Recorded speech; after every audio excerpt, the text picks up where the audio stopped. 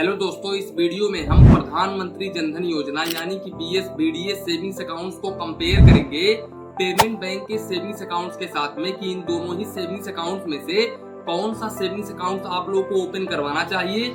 इसके साथ साथ इन दोनों ही सेविंग्स अकाउंट्स में ट्रांजेक्शन लिमिट क्या होता है।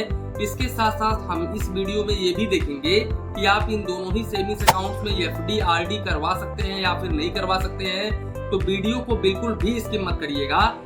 जानकारी के लिए हम आप लोगों को बता दें, सबसे पहले तो आप लोग ये समझ लो कि जो BSBDS सेविंग्स अकाउंट होता है वो आप हर एक बैंक में ओपन करवा सकते हैं। हालांकि अगर हम पेमेंट बैंक की बात करें तो पेमेंट बैंक में BSBDS तो नहीं होता है, लेकिन payment bank zero balance savings accounts ही ऑफर करता है। लेकिन पेमेंट बैंक में काफी सारे लिमिटेशंस होते हैं। अब लिमिटेशंस क्या होते हैं, जैसा कि आप पेमेंट बैंक में जानते हैं कि आपको मिनिमम बैलेंस मेंटेन नहीं करना होता है और यहाँ पर BSBDS में भी मिनिमम बैलेंस मेंटेन नहीं करना होता है। इसके अलावा BSBDS में आप लोगों को SMS अलर्ट चार्जेस, इसके साथ साथ ATM कार्ड चार्जेस बिल्कुल फ्री ऑफ कॉस्ट होता है। वहीं पर पेमेंट बैंक के सेविंग्स अकाउंट्स के ऊपर आप लोगों को ATM कार्ड चार्जेस देना होता है। और पेमेंट बैंक के सेविंग्स अकाउंट्स के ऊपर कोई पेमेंट बैंक ऐसा होता है जिसमें आप लोग को वर्चुअल डेबिट कार्ड देखने को मिल जाता है, नहीं तो कोई पेमेंट बैंक ऐसे होते हैं जहां पर आप लोगों को फिजिकल डेबिट कार्ड देखने को मिल जाता है। नहीं तो ज्यादातर पेमेंट बैंक आप लोगों को वर्चुअल डेबिट कार्ड ही प्रोवाइड करते हैं। जबकि BSBDS के केस में ऐसा बिल्कुल भी नहीं है। BSBDS अगर आपका खाता है तो यहाँ पर आप ATM कार्ड ले सकते हैं बिल्कुल फ्री ऑफ कॉस्ट। और पेमेंट बैंक में एनुअल चार्जेस लगभग 259 रुपए 300 के करीब में होता है, तो इस बात का ध्यान रखिए। दूसरी बात दोस्तों, पेमेंट बैंक में आप लोग को ट्रांजैक्शन करने में भी दिक्कत होती है। जैसे कि अगर आपको कैश डिपॉजिट करना हुआ या फिर कैश निकालना हुआ तो आपको बहुत ही यहाँ पर दिक्कतों का सामना करना पड़ता है, क्योंकि जो पेमेंट बैंक का ब्रांचेस होता है वो बिल्कुल ना के बराबर होता है। दोस्तों कहीं कहीं आप लोग को पेमेंट बैंक का यहाँ पर ऑफिस देखने को मिल जाता है, नहीं तो ज्यादातर करके पेमेंट बैंक का जो ब्रांच होता है वो नहीं होता है। आपको ऑनलाइन ही सभी काम मैनेज करना पड़ता है।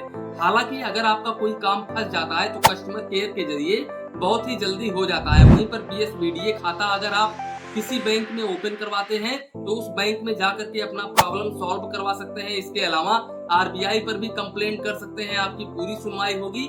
और पेमेंट बैंक के केस में ऐसा बिल्कुल भी नहीं है। हालांकि पेमेंट बैंक पर आप RBI पर तो केस कर सकते हैं, लेकिन पेमेंट बैंक का कहीं पर ब्रांच नहीं है।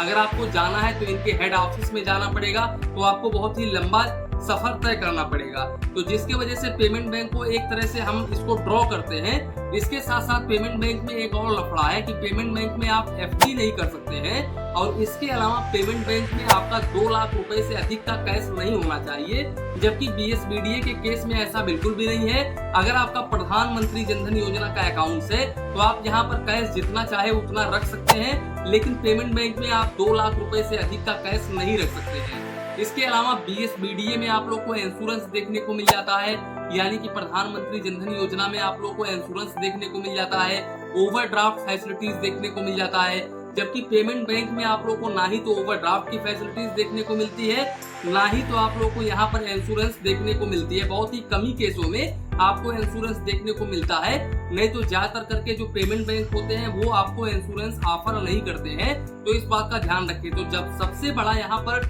माइनस पॉइंट जो पेमेंट बैंक का है वो ये है कि आप 2 लाख रुपए से अधिक नहीं रख सकते हैं। इसके अलावा पेमेंट बैंक का ब्रांचेस बहुत ही लो होता ही नहीं है, ये मान के चलो।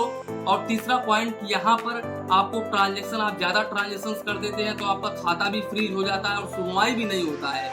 जबकि BSBDS प्रधानमंत्री योजना के केस में ऐसा बिल्कुल भी नहीं है। यहाँ पर अगर आपका फ्रीज हो जाता है खाता तो आप अपने बैंक में जाकर के अपना प्रॉब्लम सॉल्व करवा सकते हैं। तो इसलिए मैं यहाँ पर प्रिपेयर करूंगा कि अगर आप ओपन करवाना चाहते हैं तो BSBDS पेमेंट बैंक से कहीं ज्यादा बेहतर है। दोस्तों यही था वीडियो। जानकारी के लिए हम आप लोगों को बता दें कि ये जो पूरा का पूरा वीडियो है ये पल्स क्रिएटर के द्वारा एडिट किया गया है। अगर आप सोशल मीडिया इन्फ्लुएंसर हैं और आप अपना वीडियो एडिट करवाना चाहते हैं तो आप पल्स क्रिएटर से संपर्क कर सकते हैं। उनका लिंक मैंने डिस्क्रिप्शन बॉक्स में डाल दिया है। इसके अलावा मैंने नया इंस्टाग्राम पेज ओपन किया है, आप हमको फॉलो कर सकते हैं। नई नई अपडेट आपको मिलती रहेंगी।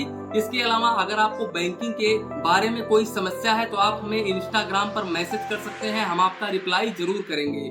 तो इसी के साथ में वीडियो समाप्त करते हैं। वीडियो पसंद आया हो तो प्लीज वीडियो को एक लाइक करिए और अपने चैनल फाइनेंस बैंकिंग को सब्सक्राइब करिए मन में कुछ डाउट हो, कंफ्यूजन हो तो प्लीज कमेंट करिए। धन्यवाद, मिलते हैं नेक्स्ट वीडियो में।